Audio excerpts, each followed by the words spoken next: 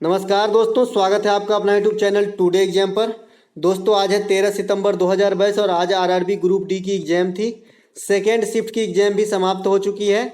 Second shift की exam में math और रीजनिंग के सेक्शन से जो भी प्रश्न प्राप्त हुए सभी प्रश्नों को लेकर आगे हैं। बात करें इस शिफ्ट के लेवल का, मैथ का खास करके, तो काफ़ी ईजी लेवल आया है। आज तक जो है सभी शिफ्टों में मिलाकर इस प्रकार के मैथ कभी नहीं आए। और किस किस टॉपिक से आए, तो बहुत सारे टॉपिक को स्किप भी किया गया और बहुत से टॉपिक को जो है नया ऐड भी किया गया। लघुत्तम समावर्तक से आया, समद्विबाहु त्रिभुज जो कभी नहीं आता था, आयत से आया, ट्रिगोनोमेट्री से एक प्रश्न आया, प्रोफेनेट लॉ से 4 प्रश्न आए, एज प्रॉब्लम से 2 प्रश्न आए, सिंप्लीफिकेशन से 3 से 4 प्रश्न आए, नंबर सिस्टम से 2 प्रश्न आए डायरेक्ट, वो भी सेकेंडो वाली, और कैलेंडर से एक प्रश्न आए। तो इस प्रकार के प्रश्नों का वेटेज रहा। रीजनिंग में एक पजल पूछा गया था और साथ ही साथ रीजनिंग में जो है आप संख्या पर आधारित जो है आपको क्रम में सजाइए, आरोही चाहे अवरोही क्रम में पूछा गया होगा। और यहाँ पे पूछता है कि किसका स्थान नहीं बदला, किसी पार्टिकुलर संख्या के अंदर ही आरोही अवरोही क्रम में सजाइए, संख्या का लास्ट अंक क्या होगा, जो बैंक में पहले पूछा जाता था। अगर आप 2014-2015 में बैंक का एग्जाम दिए होंगे तो आप देखे होंगे, अब नहीं पूछा जाता, अब तो थोड़ा हार्ड कर दिया है। तो इस प्रकार के आ रहे हैं रीजनिंग जो काफ़ी इजी होता है। एक प्रश्न यहाँ पे आया था कि किसी आयत का परिमाप 90 सेंटीमीटर है तथा लंबाई और चौड़ाई का अनुपात 8-10 है, तो आयत कितने हैं, आयत के क्षेत्रफल है। तो आपका जो है लंबाई 10 है, अनुपात में है, और ये चौड़ाई 8 है। ये एक्चुअल वैल्यू नहीं है, अनुपात है, तो आप इसे काट सकते हैं। तो 5 से और मैं 4 से काट दिया, अब नहीं कटेंगे। और आपका परिमाप होता है 2 × L + B होता है कितना, 90। इसको मैं काट दिया तो ये हो गया आपका 45, है ना। और L और B मतलब 5 और 4 9 यूनिट का वैल्यू कितना है, 45 है। तो 9 × 5 = 45, 1 यूनिट का वैल्यू 5 आ गया। तो L का वैल्यू 5 × 25 आ गया और B का वैल्यू 5 × 20 आ गया। आपको जो है क्षेत्रफल पूछा जा रहा है। क्षेत्रफल क्या होता है, L × B होता है। तो 25 × 20 कर लेंगे तो 25 दूना के 50, 500 जो है वर्ग मीटर आपका आंसर हो जाएगा। ठीक है, आई होप समझ में आया होगा। चलते हैं आगे। अगला प्रश्न है, यहाँ पे एक प्रश्न पूछा गया था, कॉस और साइन का बट्टा में था और +1। यहाँ पे मिस प्रिंट है इसीलिए मैं आपको लिख के बताऊंगा। आपका पूछा गया था कि कॉस 35 डिग्री बट्टा साइन 55 डिग्री, ठीक है, बटा साइन 55 डिग्री +1 बराबर क्या होगा। ठीक है, तो यहाँ पर आपको मैंने बताया है कि कॉस 90 ± थीटा बराबर साइन थीटा होता है, या फिर साइन 90 ± थीटा कॉस थीटा होता है। तो यहाँ पे आप देख लीजिए, साइन 55 को आप कैसे लिख सकते हैं, साइन 90 - 35 लिख सकते हैं। 90 में से जो 35 जाएगा तो 90 में से आप घटा लीजिए 35, 10 में से 5 गया तो 5, 6 में से 3 गया, 8 में से 3 गया तो 5 नहीं होगा, तो 55 ना लिखे हैं, यही चीज़ लिखे हैं। तो साइन 90 में से 35 गया मतलब हमने साइन 55 ही लिखना चाहा, लेकिन साइन 90 - थीटा क्या हो जाता है, कॉस थीटा। तो ये बदल गया आपका कॉस 35। जरूरी है कि थीटा का जगह हमेशा थीटा ही रहेगा, थीटा की जगह पर राम श्याम मोहन कुछ भी हो सकता है। ठीक है, तो यहाँ पे 35 है, यहाँ पे थीटा के मान, तो यहाँ भी 35 आ गए। तो ये हो गया आपका कॉस थीटा, और कॉस 35 ऊपर और कॉस 35 नीचे आ गया, है ना। तो ये कट के हो गया 1, और 1 और 1 को जोड़ेंगे तो हो जाएगा 2। ठीक है, एक प्रश्न आपसे पूछ लिया जाता है एग्जाम में कि थीटा का बड़ा वैल्यू आपसे पूछा जाता है। सब दिन सिखाता हूँ, आज फिर से सिखाऊंगा। ठीक है, जब तक सीखोगे नहीं ना तब तक छोड़ेंगे नहीं। ठीक है, आपका पूछा जाता है, मान लीजिए कि साइन 300 डिग्री का मान निकालिए, क्या होगा। एग्जाम में ये क्वेश्चन आते जरूर होंगे क्योंकि ये रेलवे का फेमस क्वेश्चन है, लेकिन बच्चे जो छोड़ देते हैं ना उसको याद भी नहीं रखते कि क्वेश्चन कौन सा पूछा गया था, क्योंकि इसे देख के ही अक्सर आदमी छोड़ देते हैं। मैं बोलता हूँ ये सबसे इजी है और बिना पेन चलाए आपको नंबर देगा। ठीक है, ध्यान से देख लीजिए। ठीक है, साइन 300 है, मैंने कहा कि आप पहले 90 के करीब पहुंच जाइए, एकदम बगल में।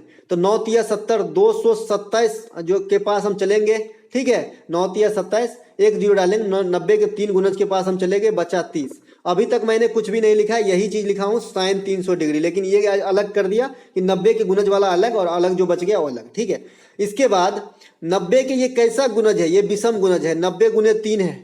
जब भी 90 × 2 रहेगा, नहीं आपको मान लीजिए कि 210 लिखना है तो 180 + 30 लिख लेंगे। 90 के पास 180 है, + 30 लिख लेंगे तो थीटा फंक्शन नहीं करेगा, साइन थीटा का साइन थीटा ही लिखेंगे। ठीक है, लेकिन यहाँ पे जैसे ही 90 का विषम गुणज होता है थीटा फंक्शन करना स्टार्ट कर देता है। ठीक है, तो ये हो जाएगा आपका कॉस 30 डिग्री सीधा सीधा। लेकिन साइन जो है आपको क्वाड्रेंट को देख के आएंगे, इसलिए मैंने पहले ही क्वाड्रेंट का साइन बना लिया है। ये आपका फर्स्ट क्वाड्रेंट है, ये आपका सेकेंड क्वाड्रेंट होता है, ये आपका थर्ड क्वाड्रेंट होता है, ये आपका फोर्थ क्वाड्रेंट होता है। भाई अब जो क्वाड्रेंट नहीं सुने हो वो 10th क्लास में ग्राफ पढ़े हो ना, उसी को क्वाड्रेंट बोलते हैं ना। यहाँ दोनों पॉजिटिव होता है x और y, इसीलिए इसमें सभी पॉजिटिव होता है। इसमें एक पॉजिटिव एक निगेटिव होता है, इसमें सिर्फ ऑल साइन पॉजिटिव होता है और साइन का उल्टा क्या होता है, कॉसेक, ये पॉजिटिव होता है।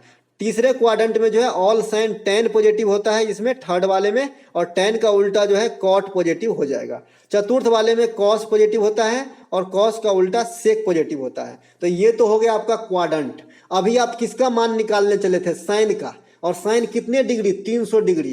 तो 300 डिग्री किस क्वाड्रेंट में आएगी, प्रथम में तो नहीं आएगी, यहाँ से 90 तक होता है, इसमें भी नहीं आएगी, 180 तक होता है, इसमें भी नहीं आएगी, 270 तक होता है। तो ये चतुर्थ क्वाड्रेंट में आएगी, और चतुर्थ क्वाड्रेंट में खाली कॉस और सेके पॉजिटिव होता है, तो साइन तो निगेटिव होगा ना। भले इसका मान cos 30 निकला है मेरे कैलकुलेशन से, लेकिन हम निकालने किसको चले थे, साइन को, इसीलिए इसके पछवाड़ा में जो है माइनस लगा देंगे। तो माइनस cos 30 डिग्री जो है आपको साइन 300 डिग्री को लिख सकते हो, माइनस cos 30 डिग्री।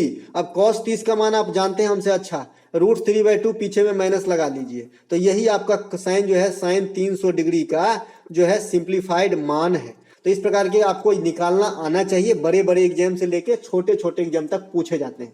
अगर नहीं समझ पाए हो तो मुझे बता दीजिएगा, मैं दूसरे वीडियो में आपको फिर से क्लियर कर दूंगा, ठीक है। लेकिन सीखना है आपको, है ना।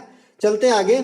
अगला प्रश्न पूछा गया था कि x + y का वैल्यू 18 है तथा दोनों संख्याओं का वर्गों का योग 194 है, तो x और y का गुणज बताइए। एक तो मैं ऑप्शन से ये प्रश्न बनाना प्रेफर करूंगा अगर एग्जाम मैं देता हूँ आपके जगह तो, ठीक है। ऑप्शन से चलना ज्यादा इजी होता है, आप समीकरण को संतुष्ट कर लीजिए। अगर दो ऑप्शन मान लीजिए कि एक्स वाई है, एक्स वाई का गुणज मान लो कि 30 है, तो 6 × 5 मुझे दिख रहा है कि हो सकता है, 10 × 3 हो सकता है, ठीक है, और कोई पॉसिबिलिटी नहीं बनती है। तो मैं 6 और 5 रख के देखूंगा, नहीं फुलफिल किया, 10 और 3 रख के देखूंगा, नहीं फुलफिल किया, तो मैं यहाँ से हट गया, ठीक है।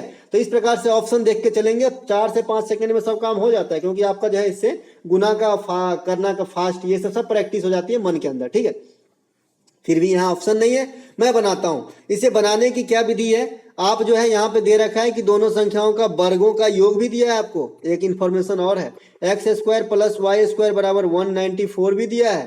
तो अगर मैं इसे नहीं बनाते हुए, चलो बना ही लेते हैं, नहीं तो नहीं बनाते हुए मान भी रख के देख सकते हैं।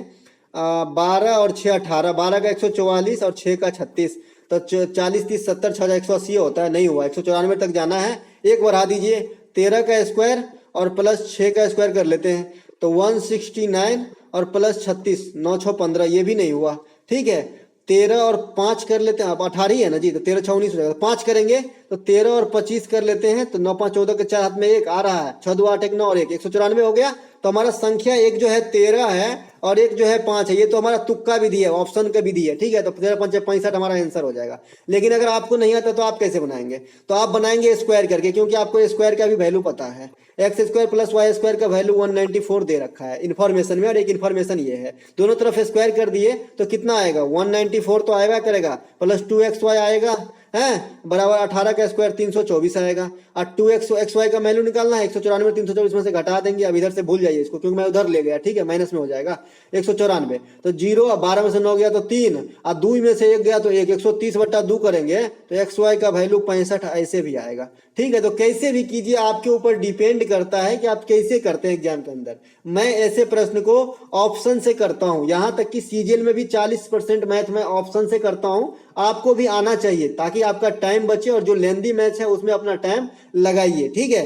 एक प्रश्न पूछा गया था कि किसी समबाहु त्रिभुज में समभुजा की लंबाई, सम कहने का मतलब कि समबाहु, समद्विबाहु था, ये समबाहु नहीं है दोस्तों, यहाँ पे मिसप्रिंट है, समद्विबाहु था, समद्विबाहु त्रिभुज है, ठीक है। तो जो दो समभुजा है ना, उसमें 5 लंबाई था, जो सम नहीं था उसका 8 लंबाई था, और त्रिभुज का क्षेत्रफल पूछा जा रहा था। अब ये नहीं निकाल लीजिएगा हीरो सूत्र से, कल हम बताए थे कि अगर 2 भुजावा पता हो जाए, अब बीच का कोण पता हो जाए, तो आप आराम से निकाल सकते हैं, 1/2 गुने दोनों भुजा, आधार कहिए, लंब कहिए, कुछ भी कहिए, दोनों भुजा और बीच का कोण साइन में तो साइन थीटा। लेकिन यहाँ पे मुझे कोने नहीं पता है बीच का, तो ये सूत्र तो हमारा काम नहीं करेगा। साथ ही साथ हमने ये भी बताया था कि समकोण त्रिभुज में क्यों होता है 1/2 गुने आधार गुने हाइट, ये भी बताया था कि कोई साइन थीटा नहीं लिखता है। क्यों नहीं लिखता है, क्योंकि साइन 90 का मान 1 होता है, इसीलिए इसमें साइन 90 लिखो या नहीं लिखो कोई फर्क नहीं पड़ता है, इसीलिए लोग नहीं बोलते हैं, नहीं लिखते हैं, लेकिन लिखना चाहिए, ठीक है।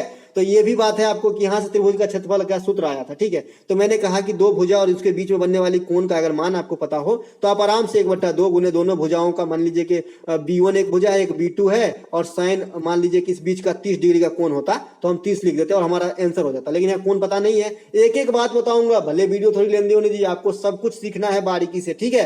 तो यहाँ पे हीरो सूत्र से चलेंगे। अब हीरो सूत्र क्या होता है, सबसे पहले एस निकालते हैं। एस क्या होता है, परिमाप का आधा, ठीक है। अब परिमाप क्या होती है, परिमाप बराबर टोटल भुजाओं की लंबाई, मतलब टोटल भुजाओं की योग, ठीक है। तो मैं ऐसा पढ़ाता हूं जैसे मुझे लगता है आज पहली बार आप मैथ पढ़ने आए हो, ठीक है। अच्छा लगे तो लाइक जरूर कीजिएगा। तो यहाँ पे दो भुजा 5-5 है और एक भुजा 8 है, तो 5-5 10 18 हो गए। तो एस का वैल्यू कितना हो गया, 9 हो गया। अब हीरो सूत्र क्या होता है, √S into S minus A into S minus B into S minus C होता है, ठीक है। यही होता है ना।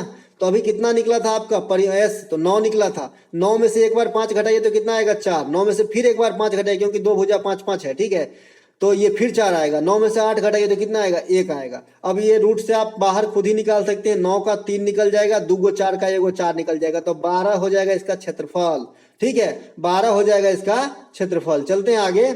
अगला एक प्रश्न पूछा गया था आपका, माध्य निकाले। अब देखिए माध्य माध्य का बहुलक, तो 2 दिन से जो है बहुलक का वो वाली सूत्र पे पूछा जा रहा है कि बहुलक बराबर 3 माध्य का और -2 माध्य पर। लेकिन आज घुमा दिया एग्जामिनर, आज आंकड़ा वाला पूछा गया। मैं आंकड़ा वाला आपको रोज बताता हूँ इसी के साथ साथ। तो आंकड़ा वाला में माध्य क्या होता है कि सबको जोड़ दीजिए और सबको जोड़ के और जितने भी आंकड़ा है उतने से भाग दे दीजिए। ये औसत निकालना है खाली आपको। तो ये तो आप इजी वे में कर लेंगे, ये मैं नहीं बताऊंगा। साथ ही साथ अगर आपको इसमें बहुलक पूछा जाता है इसी आंकड़े में, तो मैं देख रहा हूँ कि 15 3 बार है, 14 2 बार है, 18 एक ही बार है, 32 एक ही बार है और 12 एक ही बार है। तो आपका बहुलक हो जाएगा 15 क्योंकि ज्यादा टाइम रिपीट है। उसके बाद अगर माध्यिका पूछा जाए तो आरोही अवरोही क्रम में जरूर सजा लीजिए। तो यहाँ सबसे छोटा आपको मुझे दिख रहा है 12, उसके बाद में है 2 बार 14, 3 बार 15 है, इसके बाद क्या है भाई 3 बार 15 है, इसके बाद आपका 18 है, इसके बाद 32 है। अब रोही क्रम में सजा लिए हमने। अब इसके बाद क्या है, कितनी संख्या है, 2 3 5 3 8 है। तो 3 इधर छोड़िए, 3 इधर छोड़िए, ठीक है। आपका इधर 3, इधर से 3 छोड़ेंगे तो 15 और छूटेगा, बीच में 2 को 15 बचा, इसी को दोनों को जोड़ के दूसरे भाग, तो ये मध्य का हो जाएगा आपका 15 30/2, ठीक है। तो सब चीज आपको आना चाहिए, ठीक है दोस्तों, सब कुछ है ना। क्योंकि मैथ और रीजनिंग आपको मेरिट में लाएगा। क्योंकि जीके जीएस जो है ना, अगर कितना भी आप तेज हो जाए, कितना भी होशियार हो जाओ, मैं बोल रहा हूं कि आप पारंगत हो जाओ, किताब लिख लो, लेकिन अगर 40 क्वेश्चन बनाओगे ना तो 5 क्वेश्चन गलती जरूर होगा। लेकिन अगर मैथ अगर आप जानते हो ना तो 40 बनाओगे ना तो उसमें गलती होने की संभावना 1 आध, वो भी नहीं, ठीक है। एक प्रश्न यहाँ पे आता है कि 20 वस्तुओं का क्रय मूल्य 16 वस्तुओं के विक्रय मूल्य के बराबर है, तो लाभ प्रतिशत क्या है। ये भी गूगली है, लेकिन मैं अच्छे से समझाऊंगा ताकि आपको समझ में आ जाए। अब देखिए 20 गो वस्तु का जो सीपी है ना, उस 16 वस्तु के एसपी के बराबर है। हम मान लेते हैं कि एक वस्तु का एसपी 1 रुपया है, तो 16 वस्तु का एसपी कितना हो गया होगा, 16 रुपया, है ना। तो 16 वस्तु का एसपी 16 रुपया, तो 20 वस्तु का बोल रहा है कि 16 वस्तु के विक्रय मूल्य के बराबर क्रय मूल्य है ना, है ना। जो 16 वस्तु के विक्रय मूल्य है उतना ही रुपया 20 वस्तु का है क्रय मूल्य। तो इसका भी क्रय मूल्य 16 रुपया हो गया ना जी। 1-1 रुपया हम एगो चीज का बेचना मान लिए हैं, तो 16 रुपया हो गया। और टोटल वस्तु कितना हम खरीदे हैं, 20 गो। अब 20 गो अगर 1-1 रुपया बेचेंगे तो 20 गो रुपया आ जाएगा, है ना। तो 20 रुपया आ जाएगा, 16 रुपया में खरीद के 20 रुपया में बेच रहे हैं, तो बताइए 4 रुपये का लाभ हो जाएगा। 4 गुने 100, हमारा क्रय मूल्य कितना हो गया, 16 वस्तु के विक्रय मूल्य के बराबर है। एक वस्तु के विक्रय मूल्य हमने 1 रुपया माना है, तो हमारा जो है 16 4 से कटेगा और ये 25% लाभ हो जाएगा। 25% लाभ हो जाएगा। मान लीजिए आपको ये तरीके एग्जाम के अंदर नहीं आता है, कभी मान लीजिए ऐसा कि नहीं आता है, ठीक है। तो आप क्या करेंगे, तो ऐसे करने के लिए मान लीजिए कि आप जो है 20 वस्तु खरीदे 4-4 रुपये, एगो वस्तु का रुपया दाम है 4 रुपया, 20 पीस आप खरीद रहे हो, तो आपका लागत कितना लग गया, 80 रुपया, ठीक है। अब 16 गो वस्तु के विक्रय मूल्य के बराबर बोल रहा है ना। 16 वस्तु के विक्रय मूल्य के बराबर बोल रहा है, तो 16 गो वस्तु 80 रुपया में बेचेगा जी।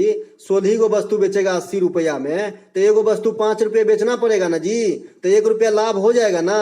तो 1 गुने 100 बट्टा क्रय मूल्य कितना ₹4, तो 25% नहीं लाभ होगा। तो ट्रिक आप खुद भी जनरेट कर सकते हैं, कोई बड़ी बात नहीं। यहाँ पे देख लीजिए, फिर से मैं समझा दे रहा हूँ। यहाँ पे दिया गया था कि 20 वस्तु के जो क्रय मूल्य है ना, वो 16 वस्तु के विक्रय मूल्य के बराबर है। हमने एक तो ट्रिक से बताया, वो ट्रिक जाने दीजिए। मान लीजिए कि 20 वस्तु आपने 80 रुपये में खरीदा, तो एगो वस्तु ₹4 का खरीदे होंगे, है ना। अब बोलता है कि जो 16 वस्तुओं के विक्रय मूल्य से जितना पैसा आता है ना, उतना ही क्रय मूल्य है। तो 16 को वस्तु 80 रुपया में बेचेगा, तो एगो वस्तु कितने में? 5 में बेचेगा ना, तो ₹1 लाभ होगा ना एगो वस्तु पर। तो ₹1 लाभ हुआ, 1 गुने 100/4, क्योंकि एगो वस्तु का क्रय मूल्य आपका ₹4 है, तो हो जाएगा 25%, है ना। चलते हैं आगे। अगला एक प्रश्न आया था कि प्रथम 5 अभाज्य संख्याओं का योग क्या है। अब मुझे पहले ये बताइए कि प्रथम अभाज्य संख्या क्या होती है। सभी बच्चे कमेंट करेंगे जिनको नहीं आता है ना। तो भाई जो मतलब प्रथम अभाज्य संख्या एक नहीं है, ठीक है। प्रथम अभाज्य संख्या आपका है द्वि, और द्वि एकमात्र ऐसा अभाज्य संख्या है जो अभाज्य संख्या के साथ साथ सम संख्या भी है। इसके अलावा कोई भी सम संख्या अभाज्य संख्या हो ही नहीं सकती, ठीक है। तो आपको ये बात भी ध्यान रखता है, डायरेक्ट पूछता है कि कौन सी सम संख्या अभाज्य संख्या, तो आपका आंसर होगा द्वि। तो आपका एगो तो द्वि हो गया अभाज्य संख्या, एगो हो गया आपका 3, 4 नहीं होगा जी, 5 होगा, 6 नहीं, 7 होगा, 8 नहीं, 9 नहीं, 10 नहीं, 11 होगा। और आपको कितना पूछ रहा है? प्रथम 5, तो हो गए 5, तो 2, 3, 5, 5, 10, 7, 17 और 11 आपका जो है 28 आंसर हो जाएगा, ठीक है। अब मैं आपको एक चीज और बताता हूँ। 1 से लेकर 50 तक जो है 15 गो अभाज्य संख्या होता है। अब 50 से लेकर 100 तक 10 गो अभाज्य संख्या होता है। टोटल जो है 25 गो अभाज्य संख्या होता है 1 से 100 तक, ठीक है। तो एग्जाम में अगर आपसे पूछा जाए कि 1 से 100 तक कितने अभाज्य संख्या होते हैं, तो आपका आंसर होगा 25 गो, ठीक है। चलते हैं आगे।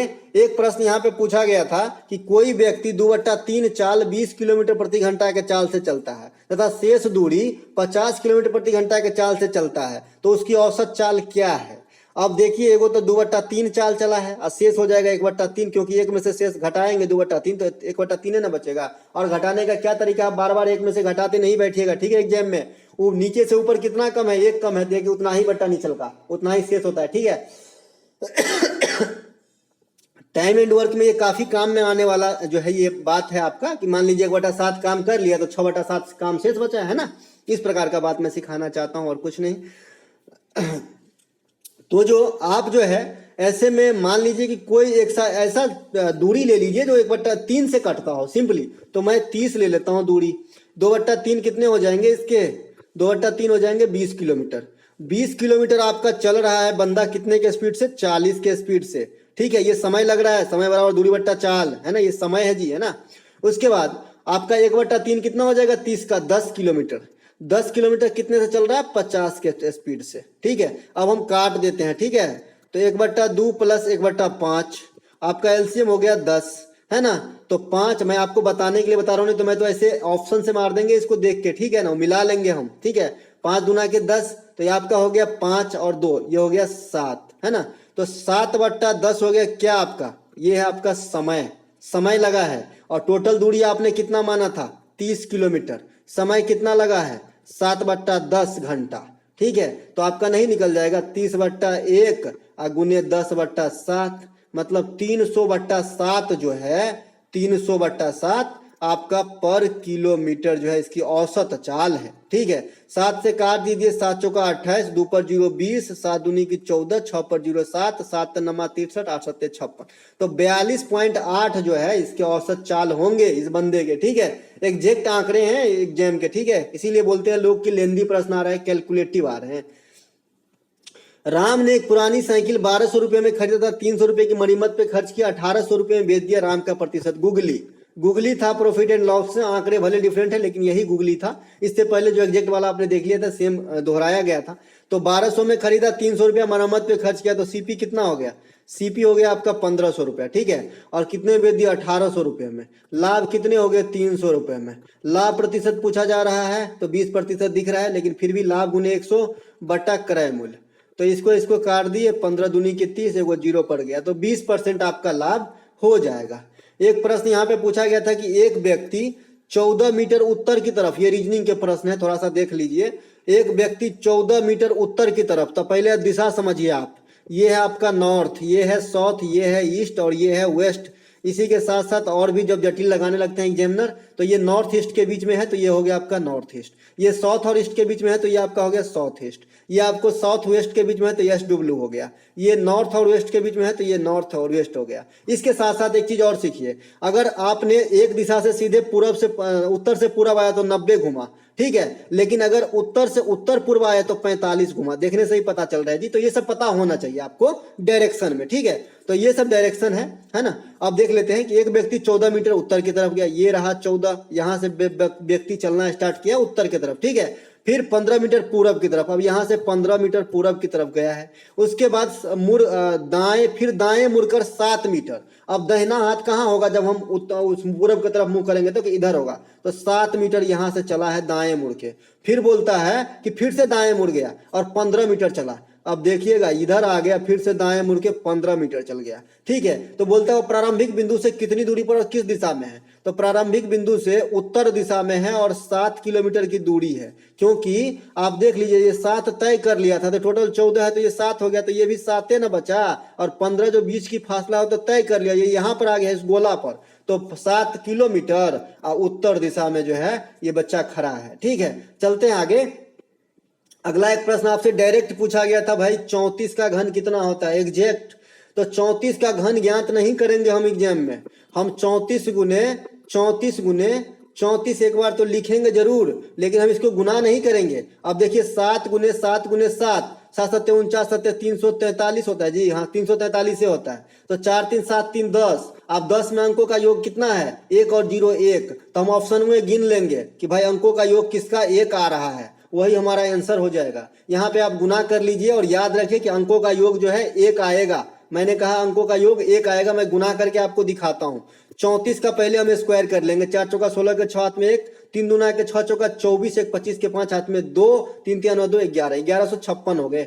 कितने, 1156 हो गए 34 का स्क्वायर। ये भी करना आना चाहिए, ए स्क्वायर पहले कीजिए लास्ट वाले को, ठीक है। तो 4 चौका के 16 के 6, हासिल कितना बचा 1। अब 2a भी करना है आपको इधर से, ठीक है। तो 3 दूना के 6 चौका 24, 1 25 के 5 हाथ में 2, 3 तिया 9, फिर b स्क्वायर करना है आपको, 3 तिया 9 और 2 11, तो 1156 हो गया।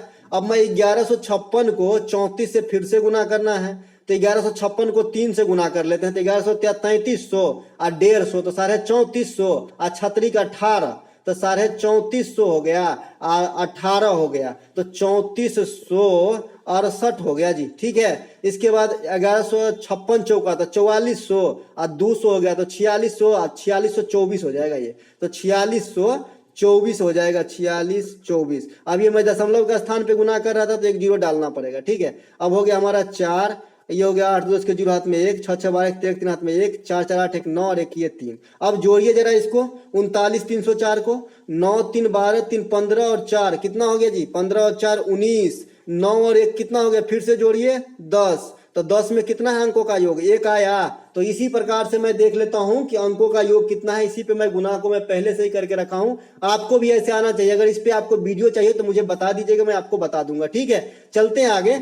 फिलहाल यहाँ पे एक प्रश्न पूछा गया था कि पिता की वर्तमान आयु पुत्र की आयु की तिगुनी है। अब पिता है x, अब पुत्र है y, तो एक तिगुना है, ठीक है। उसके बाद में 10 साल के बाद पिता की आयु पुत्र की आयु की दुगुनी हो जाएगी। अब 10 साल पिताओं जी के लिए बढ़ेंगे ना, 10 साल बेटों के लिए बढ़ेगा, है ना। और बोल रहा है कि 10 साल के बाद में जो बाप बेटवा के दुगुना उम्र का हो जाएगा, ठीक है। तब यहाँ से देख लीजिए, अब मान रख दीजिए x का वैल्यू 3y रख सकते हैं, यहाँ पे एक समीकरण का काम कर रहा है जी, x बराबर 3y रख सकते हैं। और 3y में से ये 2y गुना होकर इधर आएगा तो इधर y बचेगा, और इधर 10 दूना के 20 में से 10 घटेगा तो 10 बचेगा। अब बचवा का उम्र 10 निकल गया है, ठीक है। तो बचवा का उम्र जब 10 निकल गया है तो वर्तमान उम्र में क्या है, पिता तिगुना है, तो पिता का वर्तमान उम्र क्या होगा, 10 तिहाई के 30 वर्ष। लेकिन पूछ क्या रहा है, तो 5 साल बाद पिता का आयु, तो 5 साल बाद जो है पिता का आयु 35 वर्ष के हो जाएंगे। पिता काफी जवान लग रहे हैं ना, 35 साल के हो जाएंगे 5 वर्ष के बाद, ठीक है। तो दोस्तों इस वीडियो में इतना ही। अगर अच्छा लगा हो तो लाइक कर लीजिएगा। मिलते हैं थर्ड शिफ्ट के एनालिसिस के साथ, तब तक के लिए जय हिंद।